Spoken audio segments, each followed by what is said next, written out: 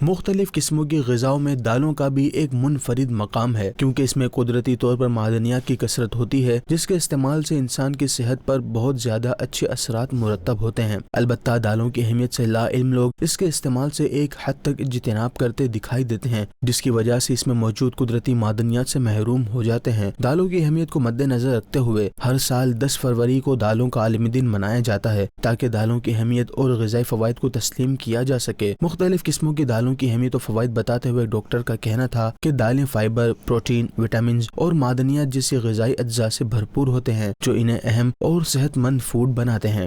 دالوں میں پروٹین بھی ہے، دالوں میں کچھ حد تک کاربوہائیڈریٹس بھی ہے، دالوں میں آئرن بھی ہے، فولاد بھی ہے، دالوں میں منرلز، نمکیات بھی ہیں اور وائٹامنز بھی ہیں۔ یعنی یوں سمجھیں کہ یہ ایک سپر فوڈ ہے شوگر کے پیشنٹس، یہ بہت بہترین ہے۔ وہ اس طریقے سے کہ اس کا جو گلائسیمک انڈیکس ہے نا وہ لو ہے۔ لو مینس کہ جب ہم یہ کھاتے ہیں تو جو شوگر لیول ہے یکدم رائز نہیں کرتا، پھر اس طرح یہ کولیسٹرول کو کم کرتا، یعنی یہ جو بلڈ پریشر کے مریض ہیں ان کے لیے یہ بہت بینیفیشل ہے۔ پھر یہ اینٹی آکسیڈنٹ ہے۔ اینٹی آکسیڈنٹ کو میں شارٹ میں بس یہی کہوں گا کہ یہ دل کے مریضوں کے لیے بہت اچھا ہے، کیونکہ یہ بلڈ سرکولیشن اور جو ہماری اندر جو ویسلز ہیں ان میں جو سوزش کو کم کرتا ہے۔